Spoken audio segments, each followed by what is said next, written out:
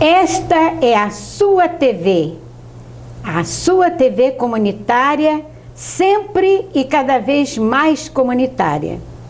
Hoje teremos a grata satisfação de receber em nosso programa Política e Democracia um professor do Partido Socialista Brasileiro, professor intelectual, pessoa de grande respeitabilidade dentro do partido e principalmente junto ao eleitorado. Vamos conhecer quem é o professor Roberto Amaral? O professor Roberto Amaral é o primeiro vice-presidente do Diretório Nacional do Partido Socialista Brasileiro, PSB, coordenador de Relações Internacionais e vice-presidente do Diretório Estadual do Rio de Janeiro, além de dirigente da Fundação João Mangabeira. Representa o PSB no Conselho Político da Presidência da República. É editor da revista acadêmica Comunicação e Política. Foi ministro de Ciência e Tecnologia de 2003 a 2004, no governo Lula, implantando política de combate à exclusão e pela redistribuição federativa dos recursos para o desenvolvimento da ciência e tecnologia. Essa política lançou as diretrizes adotadas pelos ministros que o sucederam. Criou no Ministério de Ciência e Tecnologia a Secretaria de Ciência e Tecnologia para a Inclusão Social. Ainda no governo do presidente Lula, foi diretor-geral da Alcântara Cyclone Space binacional, que lhe coube organizar com o objetivo de dotar o Brasil de um foguete para lançamentos de satélites. É professor adjunto, licenciado, da Pontifícia Universidade Católica do Rio de Janeiro e professor titular da Faculdade Hélio Alonso. É membro titular do Instituto dos Advogados Brasileiros, IAB. É secretário-geral da Coordenadoria Socialista Latino-Americana, CSL. Integrou o Conselho Estadual de Cultura do Estado do Rio de Janeiro. Este é o professor e intelectual do PSB, que já foi ministro de Ciência e Tecnologia, o ex-ministro, professor intelectual Roberto Amaral. Nesta entrevista que nós pretendemos fazer agora, nós queremos conhecer um pouco mais do homem, do ser humano Roberto Amaral, porque é este que naturalmente conseguiu todos os títulos que nós acabamos de ler aqui. Professor Roberto Amaral, muita satisfação em recebê-lo aqui, muita alegria. A nossa TV comunitária, com todas as dificuldades que tem para continuar a sua luta, é uma das grandes lideranças na luta pela democratização da comunicação. E nós temos certeza de que este é o seu caminho também. Então eu queria lhe fazer a primeira pergunta.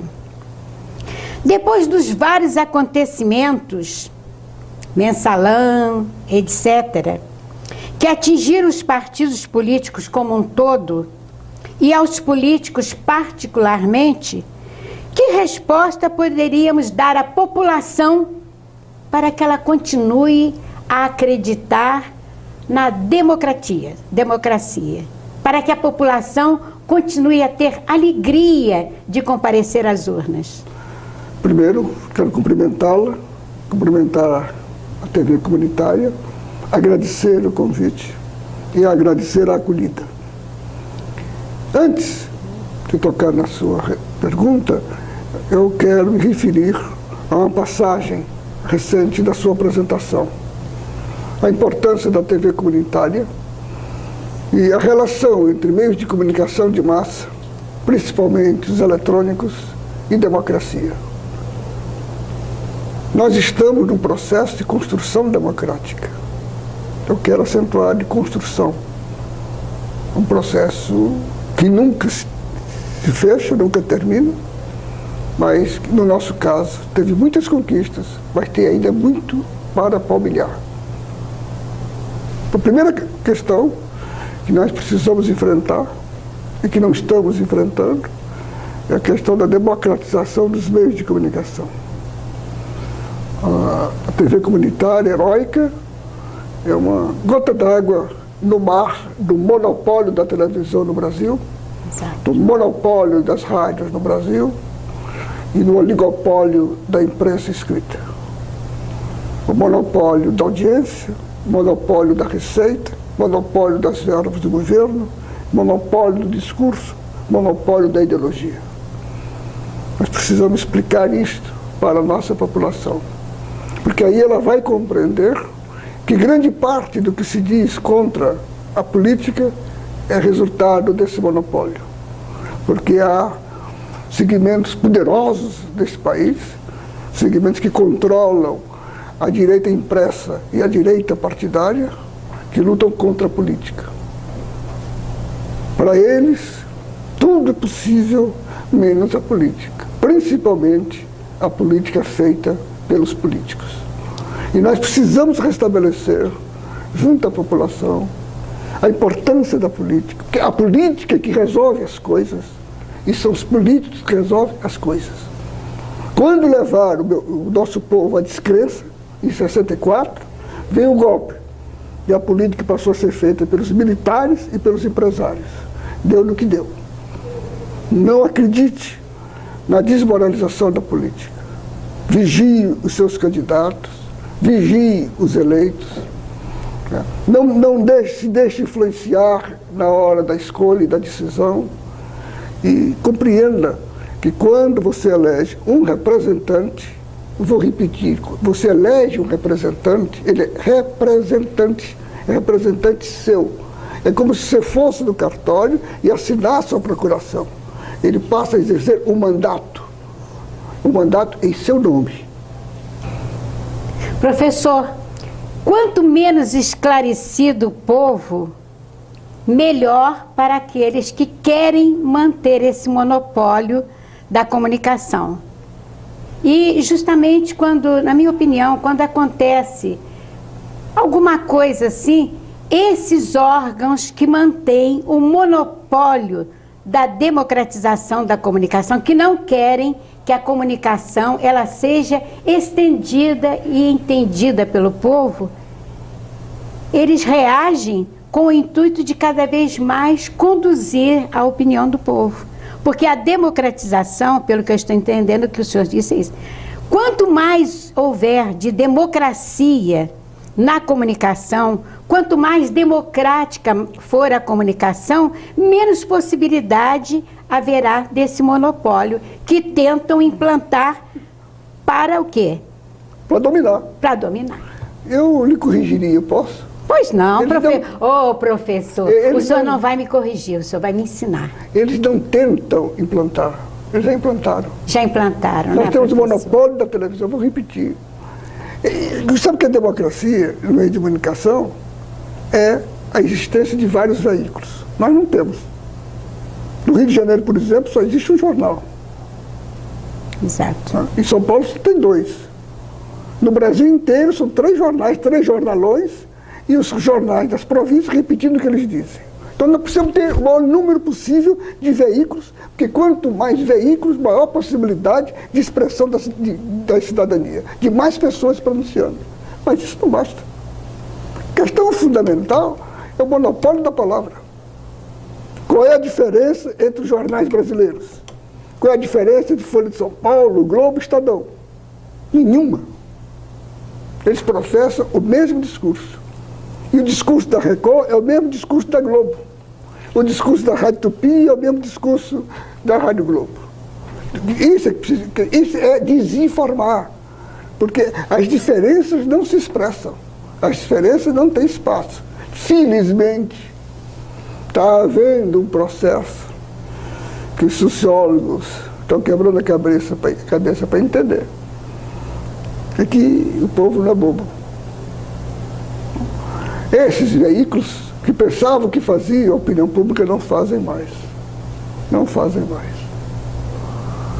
Eles influenciam ainda, como influenciam agora, a questão do mensalão, a classe média. Mas o povo, não. O povo sabe onde está o seu interesse. O povo sabe que defende o seu interesse. E o povo sabe quando o seu interesse está em jogo. Se esses jornais tivessem ainda o poder que eles pensam que tem, e que tem um grande poder ainda, o Lula não tinha sido eleito, o Lula tinha sido derrubado em 2005, a Dilma não tinha sido eleita. Mas eles fazem o que querem com a opinião pública. Isso é uma tragédia. Inclusive os partidos, nossos partidos, com o avanço das tecnologias, da comunicação, o tamanho do país, nós ficamos com extrema dificuldade até de falar para os nossos militantes. Porque o que eles leem são os jornalões. O que eles veem é a televisão, o telejornal. Nós, os partidos, uma vez por ano, têm direito de ir à televisão num programa de 10 minutos, uma vez por ano, duas vezes por ano, um programa de 10 minutos, para dizer tudo. E ainda querem acabar com isso. Esse programa já foi de 1 hora. Está reduzido a 10 minutos. E a Aberte e os jornalões, as revistonas, ainda combatem isso.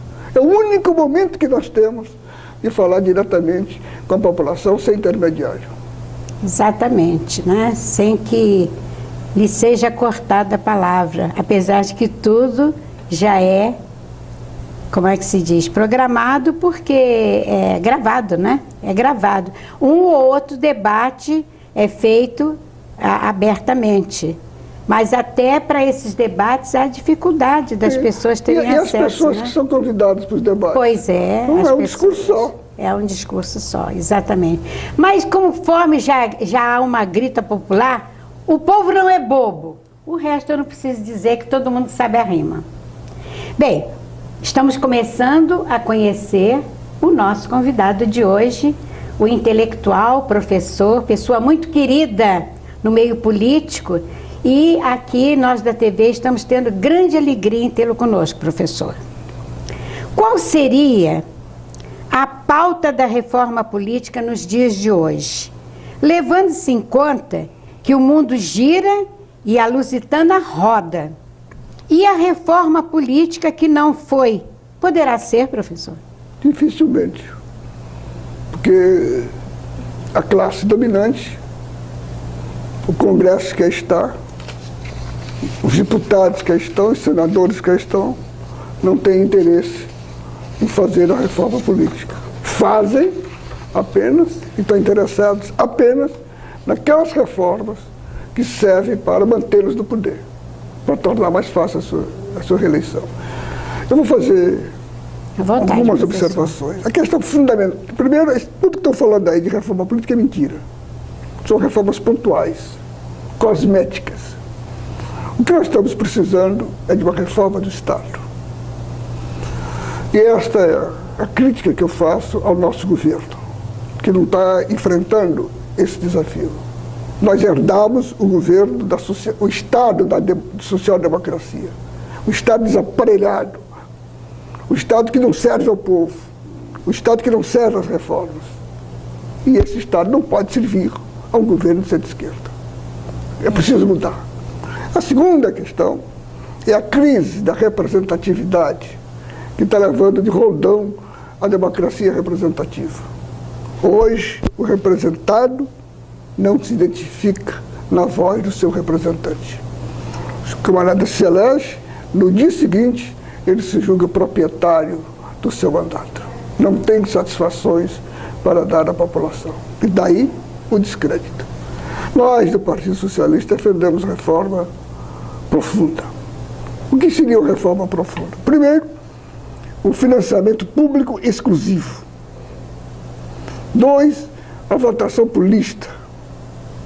3, a revogação. O direito do eleitor revogar o mandato do eleito que não cumpre com seus compromissos.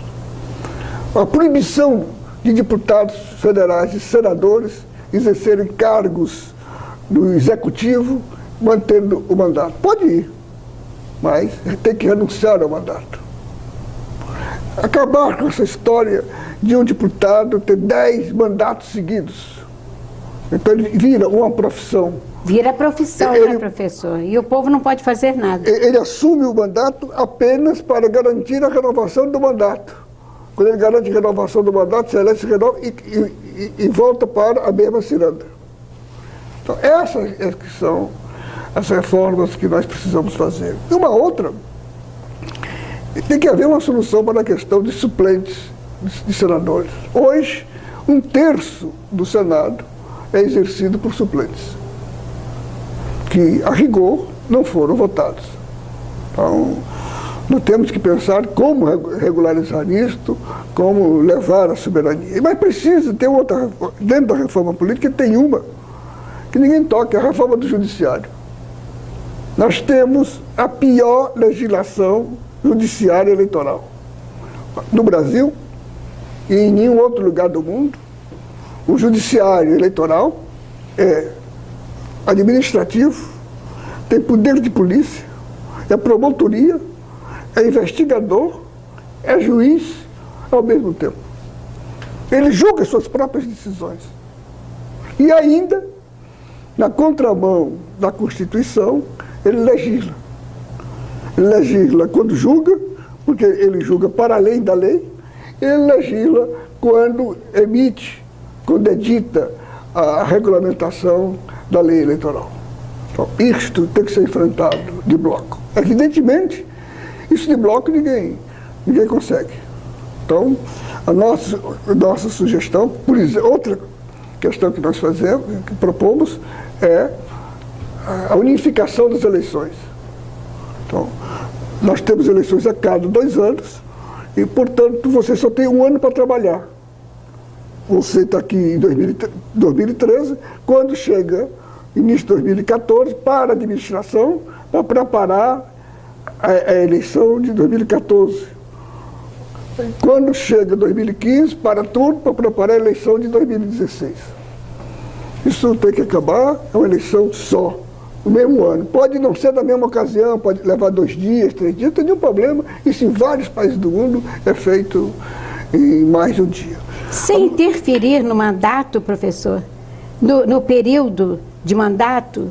Como assim? Não, suponhamos que nós fizéssemos tudo na mesma época. Mas, por exemplo, o mandato do governador, ele não termina na mesma época do mandato do prefeito. Como é que nós faríamos isso? Um deles teria o primeiro mandato reduzido. Nada de prorrogar. Ah, sim. Então, quem fosse eleito para o próximo mandato saberia que só tinha 2 anos. Isso já houve aqui. Em 85, porque o Brasil é brincadeira, nós fizemos um esforço em 85 para unificar. Por causa desse esforço de unificação, os prefeitos e vereadores eleitos em 85 só tinham 3 anos. Então, se candidataram sabendo disso. Aí depois voltaram para a brincadeira de eleição a cada momento. A alternativa metodológica é nós fazermos um grande acordo sobre a reforma e implantarmos de forma gradual. Mas a partir de uma decisão central, a implantação gradual e nunca imediata. Porque senão o deputado não vota. Porque ele foi eleito do sistema, ele tem medo do outro sistema. Então qualquer decisão para a próxima legislatura. Com isso você pode fazer com que as reformas avancem. Se não avançar, nós vamos continuar nessa crise de representatividade na crise que está sofrendo o legislativo brasileiro, e a crise de legislativo é grave. É grave. É por aí que começam as ditaduras. É por aí que se começa a desmoralizar a democracia. Se você não tem um legislativo forte, você está com a sua democracia em risco, porque lá é que está a soberania. É lá que está a representação do povo. Não é no judiciário, é na representação do povo. É quem tem atrás de si o voto popular. E mesmo na questão do poder legislativo, essa questão da suplência ela é complicada, né, professor? Muito complicada, muito complicada. Isso causa, assim, um pouco de decepção ao povo, porque o povo vê, às vezes, uma pessoa que é eleita para um determinado cargo. Suponhamos, ele é eleito prefeito, né? Quando ele é eleito prefeito, ele tinha um mandato de deputado. Ele sai, às vezes é um excelente deputado, é eleito prefeito. Então ele vai ser prefeito. Com a unificação, isso terminaria com a unificação. Não é? Porque, inclusive, tem as chantagens. Inclusive tem uma chantagem grave, que é essa. O prefeito, como ele vai ficar 2 anos sem mandato, ele imediatamente arranja um filho, ou a nora, ou um genro para ser candidato, para segurar os votos dele naqueles 2 anos. Exato. A política parece atualmente até capitania hereditária, né? Vai passando de pai para filho. A pessoa é eleita, quando é eleito já começa a preparar o filho, o irmão, o outro filho, e quando a gente vê tem uma família inteira. Uma família inteira eleita. E sem nenhuma vocação. Faz o povo ficar... E sem nenhuma vocação. Sem vocação, exatamente. Porque o negócio dele, aquela prefeitura e tal, vai ele segurar o eleitorado, aqueles 2 anos, ele não pode mais ser reeleito. Professor, o senhor falou uma palavra mágica. Eu acho que para tudo na vida existe a tal da vocação. Mas com os políticos, quem é que pode medir a vocação ou não de um político? Deveria ser ele próprio. Porque a pessoa, quando vai fazer, por exemplo, um curso de medicina, ele começa o curso. Às vezes, no primeiro, no segundo ano, conheço vários que param porque sentem que não tem a vocação pretendida e mudam. Agora, o político, não. Não, quem deve mudar não é o político, não. É o povo. É o povo. Que elege, né? É o povo que elege. Então, claro, quer dizer, está aí. Tem políticos e tem partidos que não trabalham nem com doutrina, nem com princípios. Que vão lá para fazer negócio. Lá, em qualquer lugar. Lá, em qualquer lugar. Lá é qualquer lugar. Desde o próprio gabinete até as mais altas esferas.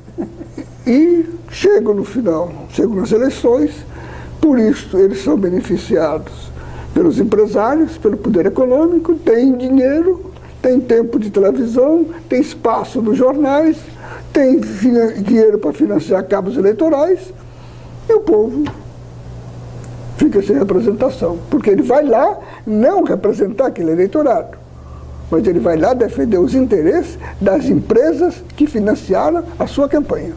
Eu noto nas últimas eleições pouco entusiasmo. As pessoas parece que vão votar. Houve uma época em que as pessoas iam, que realmente tinham aquele entusiasmo pelos seus candidatos. Agora parece que as pessoas cumprem a obrigação eleitoral de votar. Esse não é o meu caso, que já poderia até ficar em casa, mas eu faço questão. Eu vou lá, eu acho que o meu voto vai ser decisivo em qualquer eleição. Esse então, deve ser falta entusiasmar. O sentimento de todas as não pessoas. É? Falta entusiasmar o nosso eleitorado. E eu acho que com a reforma a gente entusiasma, a gente faz um grande debate. Professor, o Partido Socialista Brasileiro, o PSB, hoje é um partido altamente estratégico para a continuidade do atual governo. O horizonte que se avizinha mostra que o partido poderá vir a ter um candidato à presidência, logicamente, da República. Com mais possibilidade, o Eduardo Campos, que é o presidente nacional do PSB. O partido está disposto a disputar a presidência contra o PT? Ô, professor, essa pergunta aqui foi formulada, eu acho que é para lhe deixar enrascado, né, não, professor? Não é fácil de responder? Claro. Em 2002, nós tivemos um candidato à presidência da República quando concorríamos com Lula. Com Lula. Perdemos no primeiro turno, estávamos com Lula no segundo turno. O PSB tem uma coisa que a imprensa não entende. O PSB tem história. O PSB não nasceu hoje. O PSB é herdeiro da esquerda democrática que se organizou no Rio de Janeiro em 1947. A esquerda democrática naquela época já era herdeira da luta contra a ditadura. Dessa esquerda democrática foi que nasceu o Partido Socialista Brasileiro, que é, com os outros partidos, caçado com o ato institucional número 2. O partido foi reorganizado em 1985, mas não nasceu ali, porque ele já nasceu herdeiro das lutas sociais, dos que vieram antes de nós, dos que tombaram e foram tombados. O PSB não nasceu comigo. O PSB tem na sua história João Mangabeira, tem na sua história Antônio Uais, tem na sua história Jamil Haddad.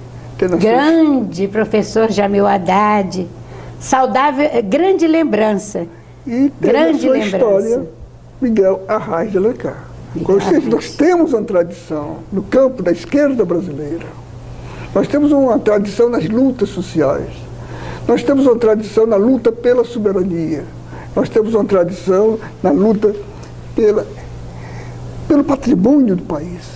Nós somos de esquerda, nacionalistas e, acima de tudo, socialistas. O que eu quero dizer com tudo isso? Nós podemos ter candidato. Se for importante para o avanço das esquerdas, nós não teremos candidato para atender a vaidades nossas, nem para atender a decadência da direita. Nós não seremos Viagra do PSDB. Nós seremos, se formos, opção. Se nós chegarmos à conclusão que para manter essa política é importante nós termos uma candidatura, nós teremos. Se for importante para manter o avanço das esquerdas. Gostei. E das forças populares. Eu gostei. Olha, telespectador, você está prestando atenção, não é? O PSB poderá vir a ter um candidato à presidência da República se for importante para o avanço das esquerdas. Então, é aquele partido realmente que faz jus ao seu S, socialista. Enquanto isso, nós estamos convencidos que para o avanço das esquerdas, seja qual for o caminho em 2014, é fundamental fortalecer hoje o governo da presidente Dilma.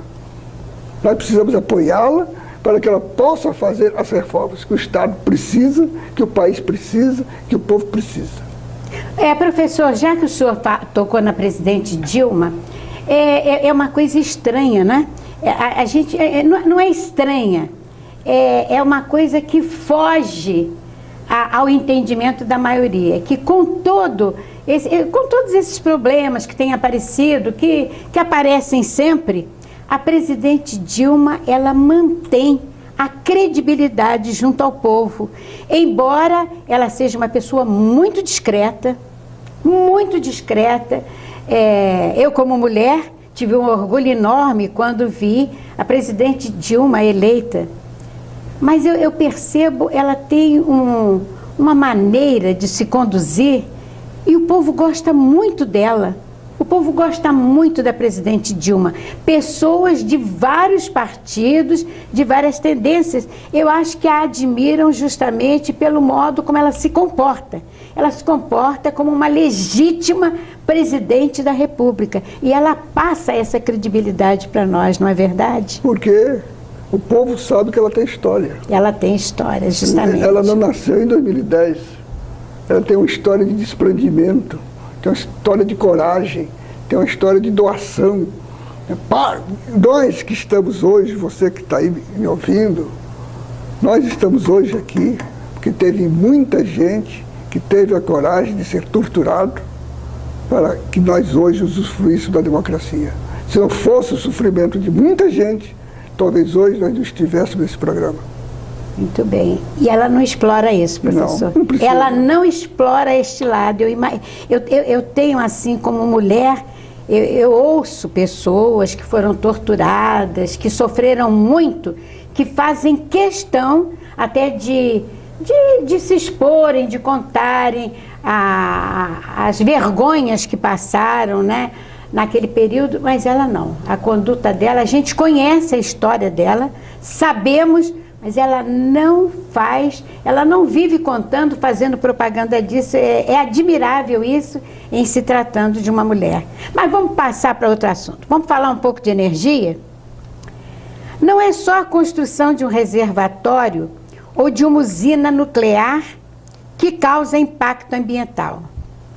A maior poluição vem da pobreza, saneamento, lixo, dengue e cólera também são questões ambientais que só podem ser enfrentadas com desenvolvimento.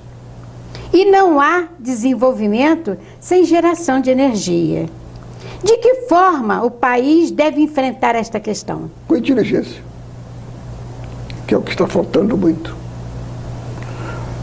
Essa pergunta, um texto parecido com esse, está num artigo meu, recente, na Carta Capital, online. É um recado que eu quero dar aos companheiros ambientalistas que chegaram agora. Porque eu sou ambientalista de 74, na antiga Fundação Estadual de Engenharia do Meio Ambiente. Que viraram antidesenvolvimentistas. Qualquer coisa que signifique investimento para melhorar as condições básicas da sociedade, e a energia é básica, aparece uma ONG contra, aparece o índio contra, aparece o quilombola contra, aparece um Ministério Público contra, aparece um juiz para dar uma liminar impedindo as obras.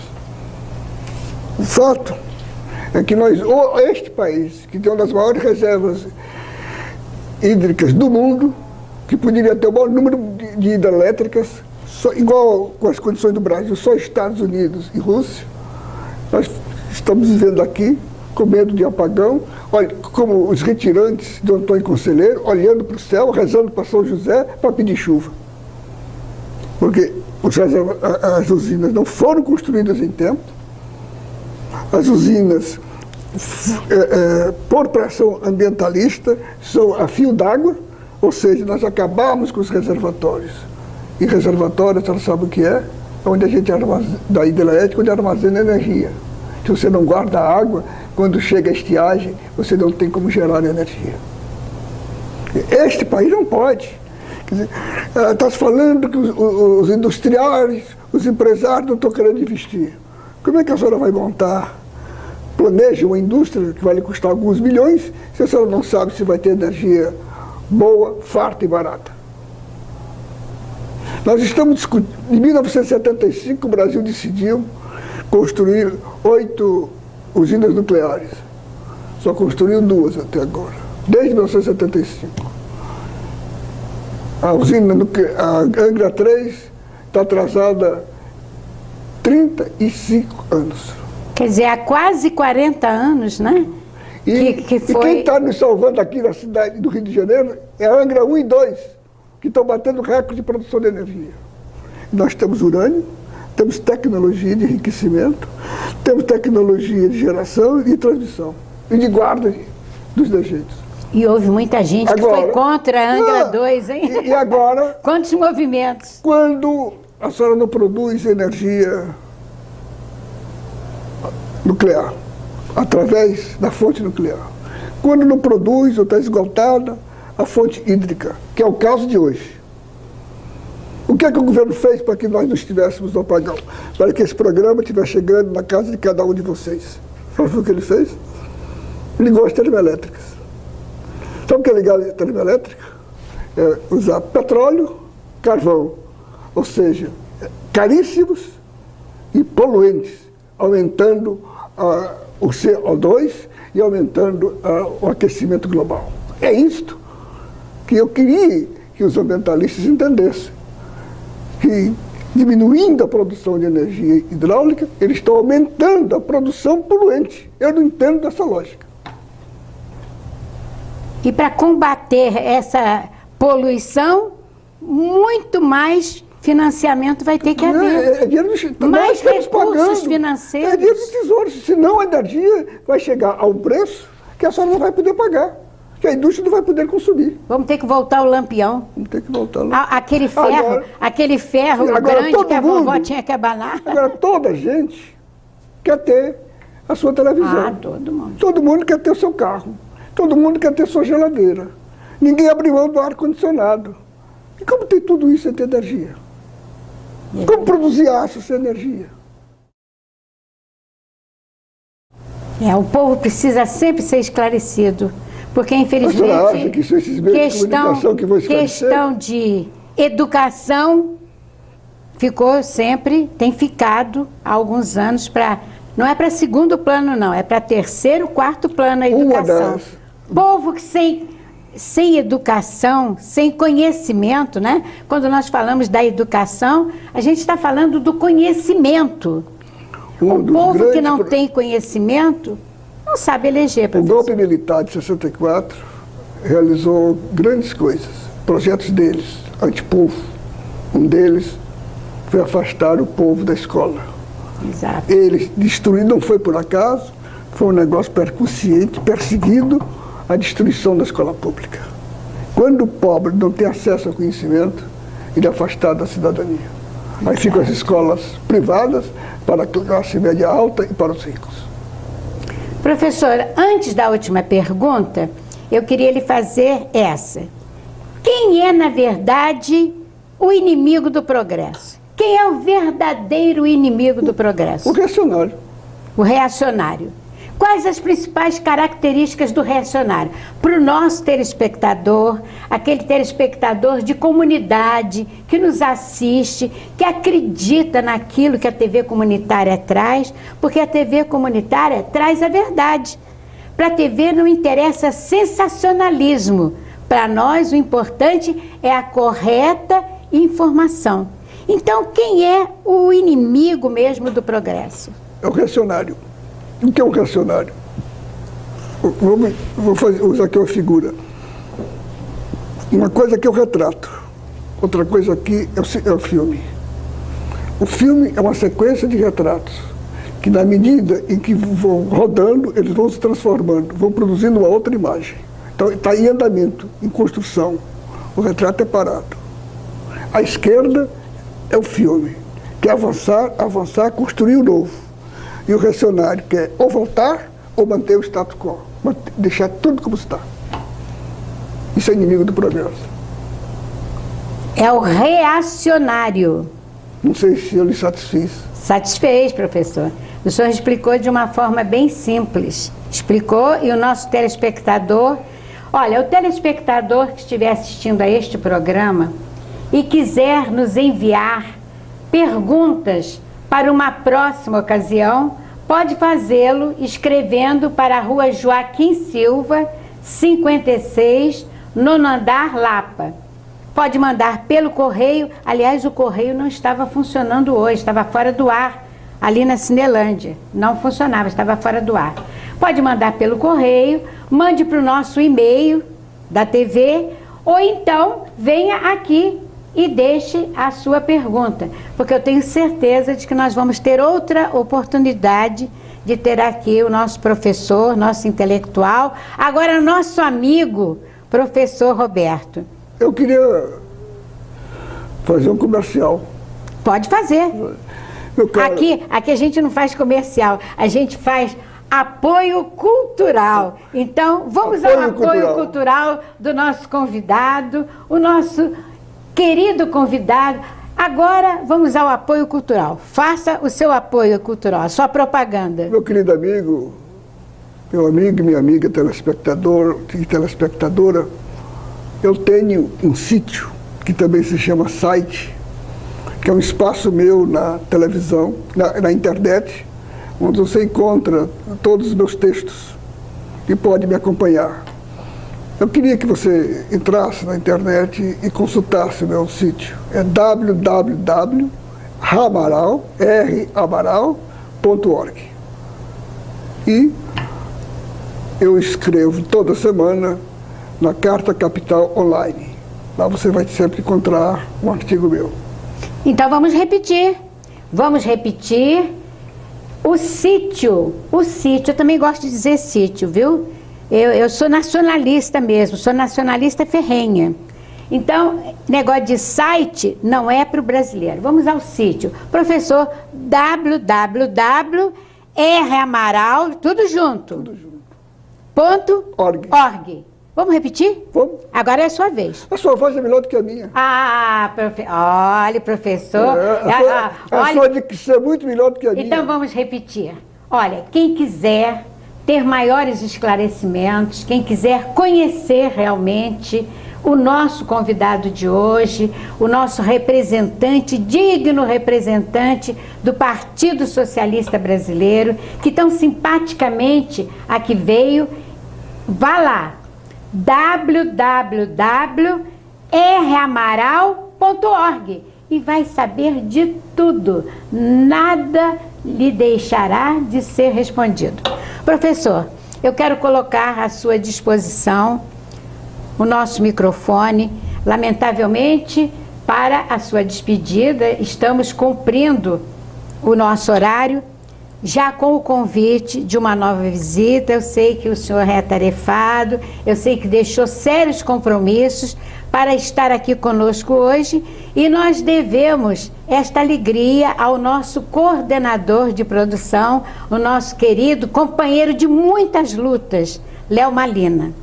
Então, deixa aí a sua mensagem, uma mensagem otimista para o nosso povo, para que o povo continue a acreditar que nós temos políticos e politicagem.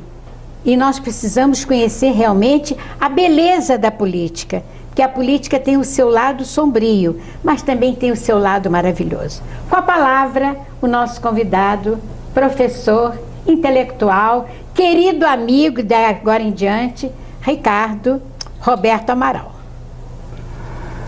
Minha amiga e meu amigo, o que nos distingue, nós seres humanos, dos outros seres, é a nossa capacidade de sonhar. Quando o homem, a mulher, o jovem, o velho, perde a capacidade de crer na utopia, de dedicar-se à construção de um projeto, ele perde o sentido na vida. Meu apelo, sonhe, pense alto, sonhe com coisas grandes. Não pense nas capelinhas, pense nas catedrais com aquelas colunas muito altas. Pense o mais alto que puder, sonhe o mais alto que puder e se disponha a construir o que parece impossível. Fazer o possível é muito fácil. Nós precisamos fazer o que parece impossível. Sonhar é preciso, professor. Transformar os sonhos em realidade é a nossa tarefa. Muito obrigada pela presença.